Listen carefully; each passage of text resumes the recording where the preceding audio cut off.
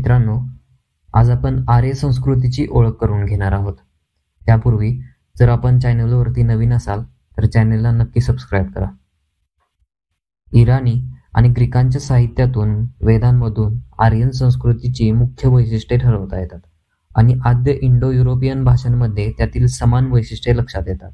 Rigveda, Zend Avesta आणि होमरचे Iliad आणि ओडिसी हे पुरातन साहित्य आर्यन संस्कृतीच्या माहितीची आणि इतर पैलूंची व्यवस्थित रचना करण्यास मदत करते. या क्षेत्रातील विशेषज्ञ या साहित्याचा काळ ठरवण्याच्या निकषांविषयी वेगवेगळे विचार मांडू शकतात, पण आपण सामान्यतः जो काळ आजवर मानला गेला आहे तोच गृहीत धरू. मूळ ऋग्वेदात इसवी सन पूर्व 1000 सालापर्यंत भर घातली गेली असली तरी अंदाजे इसवी सन पूर्व 1500 वर्षे हा ऋग्वेदाचा काळ मानला जातो. झेंद अवेस्ताचे सुरुवातीचे भाग इसवी सन पूर्व 1400च्या आसपासचे असून होमरचा काळ इसवी सन पूर्व 900 ते 800च्या दरम्यानचा समजला जातो. हे साहित्य जगातील वेगवेगळ्या भागात लिहिले गेले असले तरी ह्या काळात माणूस तांबे आणि कांस्य वापरायला लागला होता. होमरच्या नंतरच्या साहित्यात त्याने लोखंडाचाही उल्लेख केला आहे. या साहित्यातून सामान्यतः शेती आणि पशुपालन ही उपजीविकेची प्रमुख साधने असल्याचे लक्षात येते. त्या काळात वातावरण समशीतोष्ण असावे असे लक्षात येते.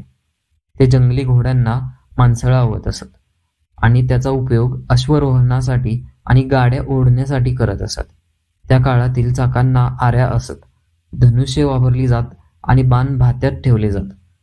समाजात पुरुषांचे वर्चस्व असायचे. त्या काळात मृतदेह पुरले जायचे आणि त्याशिवाय दहनही केले जायचे. इराण आणि भारतीय उपखंडातील इंडो युरोपियन भाषा बोलणाऱ्या पंथात अग्निहोत्र आणि सोमरस प्राशनाच्या प्रथा पाळल्या जातात. सांस्कृतिक मूल्य दिसून येणारे साहित्य नवपाषाणयुग संपण्याच्या आणि कांस्ययुग सुरू होण्याच्या काळात निर्माण झाले असावे असा अंदाज केला जातो. पश्चिम युरोप, भौगोलिकदृष्ट्या मध्य आशिया खंडाला जोडले गेलेले Bharat, Pakistan, Afghanistan, Iran, Iraq, Anatolia आणि ग्रीस ह्या भागातील प्रतिबिंब ह्या साहित्यात उमटलेले दिसते.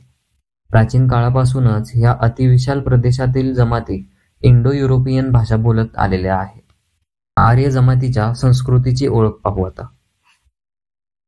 हवामान, पक्षी, प्राणी आणि वनस्पती यांची ओळख पटवणाऱ्या संबंधित शब्दावरूनच लक्षात येते की आर्य उबदार प्रदेशात राहणारे नव्हते. म्हणूनच इंडो युरोपियन भाषा बोलणाऱ्यांचा शोध पूर्व युरोप आणि मध्य आशिया खंडाच्या हवामानाच्या पट्ट्यात घ्यायला हवा. मानवात मागील पिढ्यांकडून पुढील पिढ्यांकडे सोपवल्या जाणाऱ्या जनुकीय खुणांमधून इंडो युरोपियन भाषा बोलणाऱ्यांचे दुवे शोधता येऊ शकतात का, याची जाणीव आपण ठेवायला हवी. जीन्समधील विशिष्ट ठिकाणी आलेली विशिष्ट डीएनएची रचना म्हणजे जेनेटिक मार्कर.